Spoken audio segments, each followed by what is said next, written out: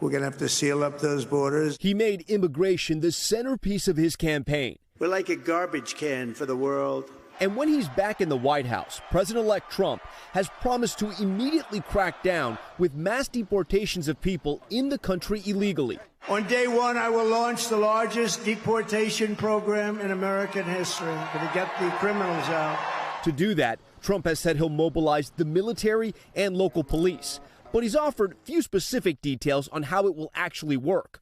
With 11 million undocumented people living in the U.S., the process would be expensive and complicated. One report puts the price tag at an estimated $88 billion a year to hire new ICE agents, build detention camps, and carry out legal processing. Ron Vitello was acting ICE director during the first Trump administration. I'm sure it's very expensive. It is something that's worth doing to preserve the rule of law, to order what's going on, the chaos at the southwest border, and to preserve an immigration system that has integrity in the United States. You have to set rules and you have to enforce those rules. Trump says mass deportations are justified by a 2-centuries-old law, but some legal experts on the left say Trump's interpretation is way off. It is not lawful to use this centuries-old statute to deport people. It was for a very specific purpose when a foreign government invades this country.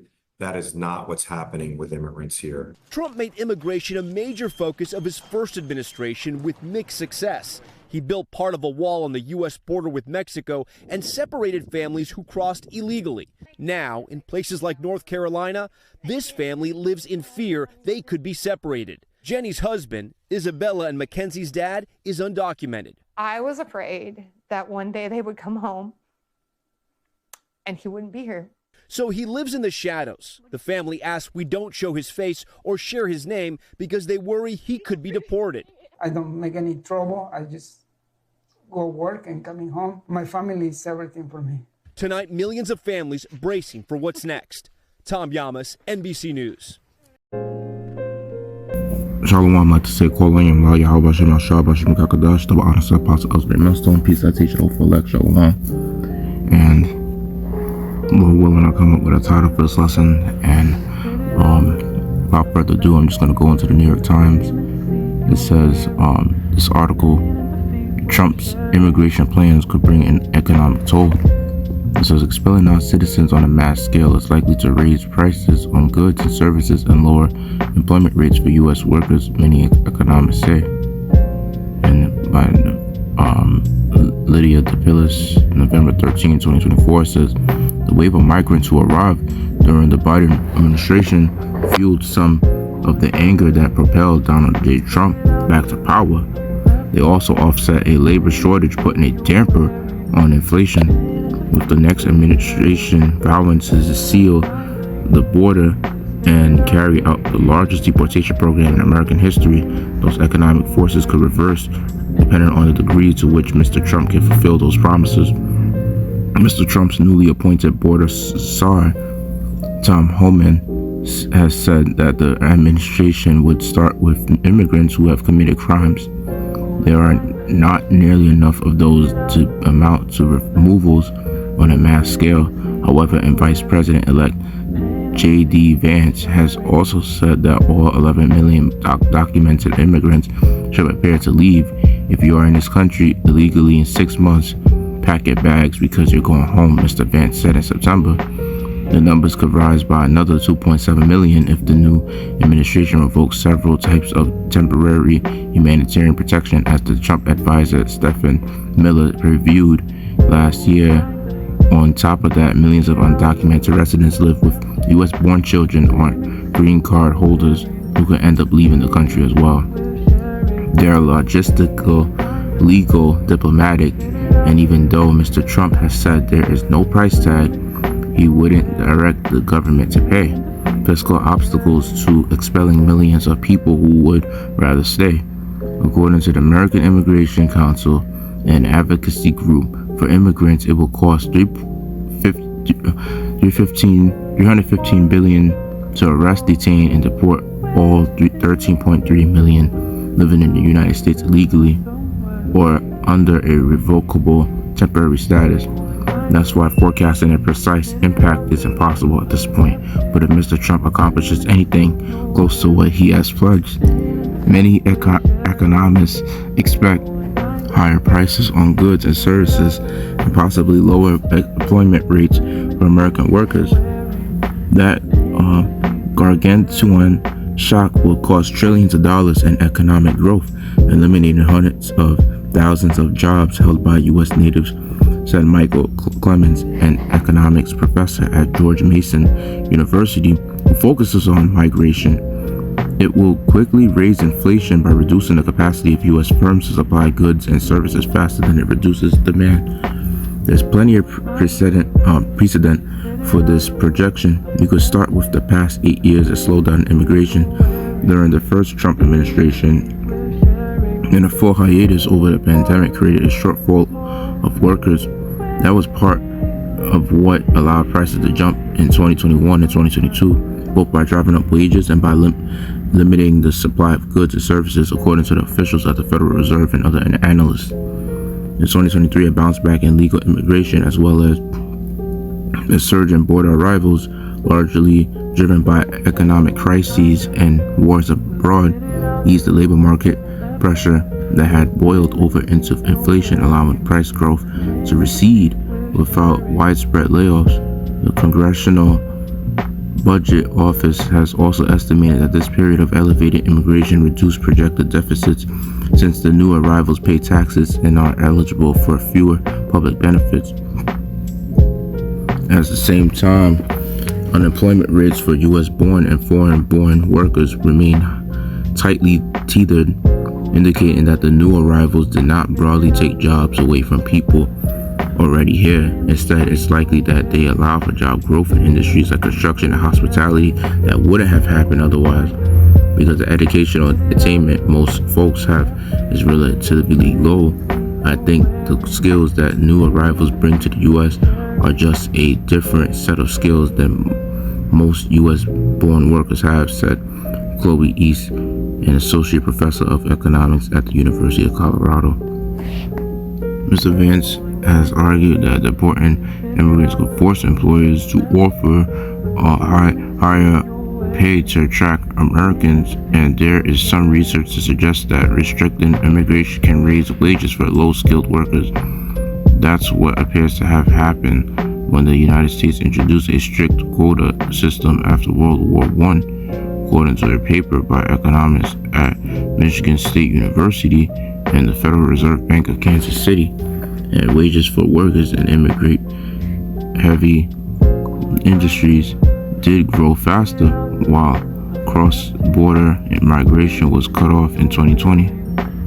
That could have been caused more by other factors, however, such as Americans simply not wanting to do physical in-person work during the pandemic, and the wage gains for low-skilled workers in the 1920s were short-lived. When it comes to mass deportation, there is direct point of comparison: the Secure Communities program under former President Barack Obama, under the stepped-up enforcement regime. Undocumented immigrants arrested for any reason could be swiftly deported, resulting in an expulsion of some 400,000 people. So that's pretty much all I'm going to get out on that article.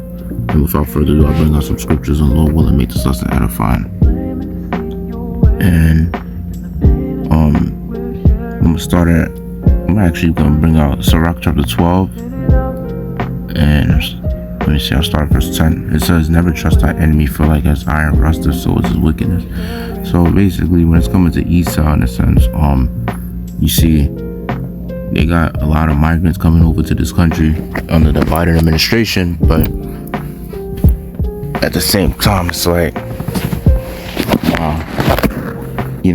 since Trump is in office, now you got, Trump wanting to pretty much set up a border, and he wants to get ICE to, block, to get out the, the immigrants that's in this country, especially if they commit certain crimes, as it says in the article. And, he's going to put a lot of money towards this, deporting immigrants.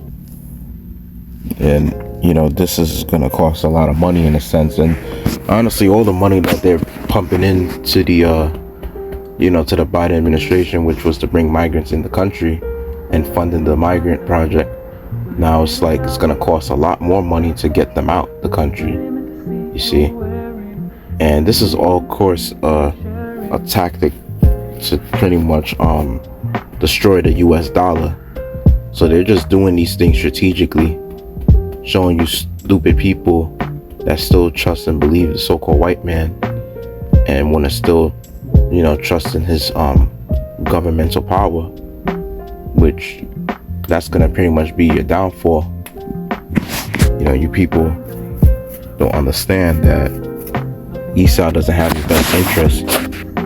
He's just doing things and setting things up to basically have you to blame certain people for why things is the way it is and why certain things are going to happen in the future.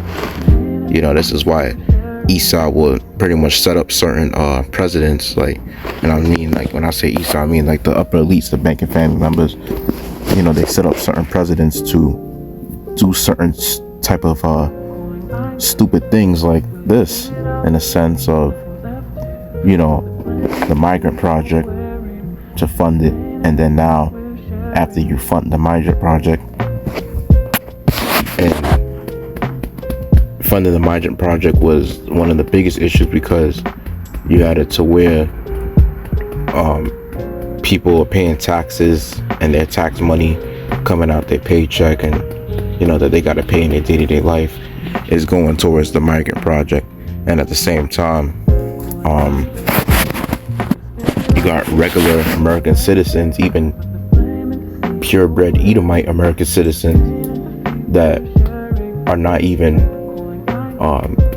getting the same benefits as the migrants are, and the migrants getting more than what the Edomites are getting, that are regular working Edomites.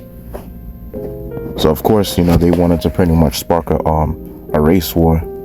That's what they were trying to do, is pretty much spark a civil war. And now the fact that you have Trump trying to get the migrants out, a lot of money's gonna go into that as well, because now you're gonna have ICE agents that's gonna probably even be working overtime. They're hiring new ICE agents, so it pretty much puts more jobs in circulation, which that's kind of a fucked up job to get migrants deported. And it's gonna be a high rate in crime, because I know for a fact that you do have a lot of cartel workers that pretty much are that pretty much crossed the border and came to this country, and all type of gangbangers from the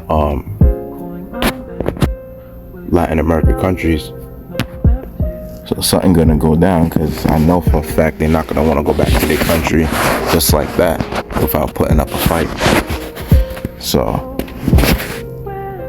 in Isaiah 30 verse 1, it says, "Woe to the rebellious children that save the Lord, that take counsel but not of me, and that cover with a covering but not of my spirit, that they may add sin to sin, that walk to go down into Egypt, and have not asked at my mouth, to strengthen themselves in the strength of Pharaoh, and to trust in the shadow of Egypt. Therefore shall the strength of Pharaoh be your shame, and the trust in the shadow of Egypt your confusion." And that's the thing about our people. They really trust into power of America, which America is spiritually Egypt, and tells you that in the book of Revelation. And the problem with a lot of these people is that they still don't understand to this day that America doesn't have your best interest. They try to help build you up in a sense of making you have your hopes up, and basically want you to believe and have faith in them. And this is, how the country America set up, by the wicked elites. And then eventually they basically lose your hope and lose your trust. You know, so if they look like they're doing good for the people, it's only because they're trying to get people to trust them and believe them and have their hopes up. Because America can't just consistently have people, you know, thinking that they don't give a fuck about them. Because it's like, if people already knew something like that, you know, they wouldn't fall for the bullshit of the government. But, you know, of course, the strategy that ESOL does is keep people divided and separated and find ways to distract people, and at the same time find ways to deceive people as well, so that they could gain their trust. That's why trusting in the shadow of Egypt is pretty much going to be, you know, your confusion, as it says in verse 3. And verse 4 says, "For his princes were at Zoan, and his ambassadors came to Hanes. They were all ashamed of a people that could not profit them, nor be in help, nor profit, but a shame and also a reproach." And verse 6 says, "The burden of the beasts of the south into the land of your trouble, and anguish from whence come the young and the old lion, the viper and fiery flying serpent. They will carry their riches upon the shoulders of young asses, and their treasures upon the bunches of camels, to a people that shall not profit them." So, you know, people come into this country, you know, traveling from wherever they are, you know, wherever they originated from, to try to make, you know, a better life here. You know, eventually, you know, thinking that they could take on that American dream. You know, these people, they're gonna be found that, like, they're gonna be very damned to find out that this country doesn't have your best interest, and it's almost gonna feel like you were just better off, you know, staying at the country where you originally was from, especially with the judgment that's gonna happen to America. Because you see the type of hell that you go through in America, you know, I mean, you still get the amenities of being in a first world country and whatnot, you know, but the hell that comes with it is dealing with these genetically modified assholes, you know, amongst our people, and then even amongst the other nations as well, that act like they're so fucking entitled, that are very ungrateful. Because, all right, you know, you do have people in third world countries that probably risk their lives every day to work, you know, their regular jobs, you know, risk their lives to do certain things that's easy for Americans to do, like finding food, going to school, you know, traveling to basically get food and things of that nature. Because in a third world country, you know, people may risk their lives every day to do the basic things that Americans do, and they have strict curfews in other countries and certain strict legislations and draconian laws that they have to follow. And you see, at some point in America, it's going to be worse than the third world country that brothers, you know, say through the spirit. And bring up verse 7. It says, "For the Egyptians shall help in vain, and to no purpose. Therefore have I cried concerning this. Their strength is to sit still." Yeah, because they're going to sit still and watch you people, you know, suffer. And they're going to see you people confused. They're going to see y'all, you know, not understanding why these things are happening. Because there's going to be a lot of turmoil, a lot of chaos going on. There's going to be so much anarchy happening that pretty much the elites are allowing this government of ours to set up, and they're just gonna sit still and see you people get judged, you know, out there. And mainly a lot of you Israelites are gonna pretty much be targeted for that destruction, and that's ultimately, you know, the sword that the Heavenly Father is gonna set up for y'all, which is numerous instruments of destruction that the Lord has waiting for you 2/3. Because this is mainly for your disobedience and your arrogance, you know, And I'm gonna bring out this precept right here. It says in so I did mention something related to this a little earlier. Second Ezra chapter 15 verse 14, it says, "Woe to the world and them that dwell therein, for the sword and destruction draweth nigh, and one people shall stand up and fight against another, and swords in their hands, for there shall be sedition among men, and invading one another, they shall not regard their kings nor princes, and the courts of their actions shall stand in their power." Right, and you're gonna have immigrants thinking like, shit, like I'll be fucking damned if I was to come over to this country under Biden's administration, right? And then now you got another president in office talking about, I gotta go back to my fucking country. You know what I'm saying? Then it's funny because sometimes, like, how Esau, they would change laws, right, to seem like they hooking you up in life in a sense, trying to set you up. And then they make another law to try to catch you, be like, now this is the new law. That's how they get you with the laws. That's why people gonna feel like fuck this shit. I'm not going to follow these laws, and they're just going to take actions in their own power.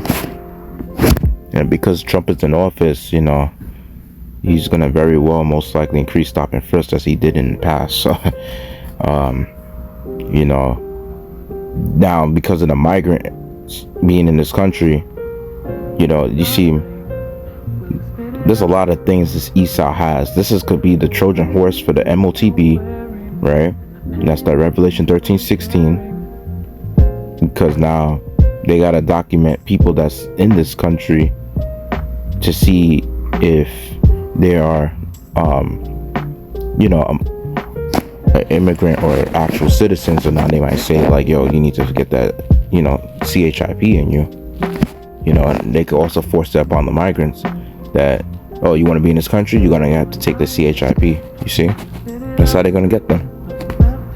And then on top of it, Esau could pull you over and probably see that they might have to search your car to see if you have a migrant in the trunk, right? If you're driving around or so, an area where it's pretty much where high traffic or crime or so, they pull you over because now, since you look like a Jake, especially from another kingdom for that matter, they could say that, oh, you may be a migrant. You know what I'm saying?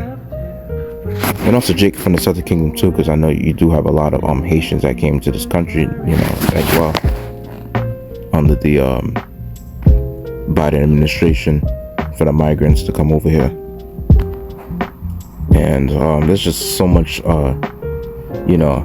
black swan events that could pretty much occur just from this whole migrant shit that Biden set up. And ultimately this is just the plan of the elites in general, and this is part of that whole Esau thing, having a double tongue, as it tells you in the book of Sirach, the 28th chapter, as it goes in depth of that. Because it's like you got the Democrats and the Republicans, pretty much like the scriptures mentioned in Revelation, that lamb with two horns that spake like a dragon. You know what I'm saying? I mean, they're all part of the same head, but it's like they're still pretty much leading up to the same end goal, which is the MOTB and the New World Order. Shouldn't really say those words too much, but anyways, you get the point. And the Democrats might say one thing, and the Republicans may say another, and ultimately they're all being controlled by the elites anyway.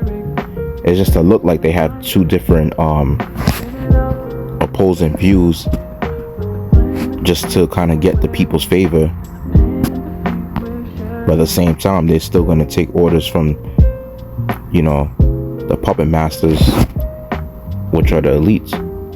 And ultimately, the Heavenly Father is the one that's controlling everything in the end of the day, because he controls Esau. So yeah, with that, hope I made us edify. Let's give all glory, praise, honor to Adonai Yahweh, Bashem Shamalak Yahweh Shah, Bashem Kakadash, the Vanessa Apostle Elsmere, Millstone, Peace, Citation, Hopeful, Shalom.